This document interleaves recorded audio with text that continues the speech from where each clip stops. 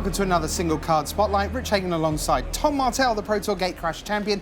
We're talking about this card, Fatal Push. It's only little, but had a huge effect. It's quite the card in this format. I mean, it really now has become the go-to removal spell across a lot of formats, standard included. 1 mana, just kill the thing no matter how big it is, no matter how many +1/+1 counters they put on their Winding Constrictor, the card is dead. Really just a fantastic card in this format. So when we say destroy the thing, destroy target creature if it has converted mana cost 2 or less. So in brackets, what are those things that we're killing? So the card I just mentioned, Winding Constrictor, I think is probably public enemy #1 for this card. It really enables the green-black deck to get going. And being able to take that out for 1 mana is such a huge tempo swing. A lot of the creatures in this Mardu vehicle deck also are going to die to this. Most importantly, Heart of Kiran. That's a very hard card to kill. It's 4/4 for 2 mana, but Fatal Push doesn't care about how big the creature is. It just kills it right away. How important is the fact that it's only 1 mana in terms of how much else you're trying to do with a vehicle's deck on a particular turn? It's massive. I mean, this is a format that the games are very fast, and you need to be very efficient with the cards that you're playing. You're going to interact very quickly, and so 1 mana lets you sequence your cards, play a tap land, play another spell that turn. 2 spelling is so huge, and this is a very easy card to 2 spell with. Over the next 18 months, we're going to keep remembering that because it's got Revolt, it comes from Aether Revolt.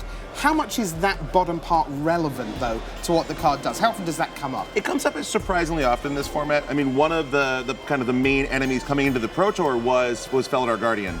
It didn't maybe do as well here as we expected, but it's a 4 mana creature. This gives you a backdoor way to answer it, whether you save your Evolving Wilds, you don't fetch that land, you can do tricks like that.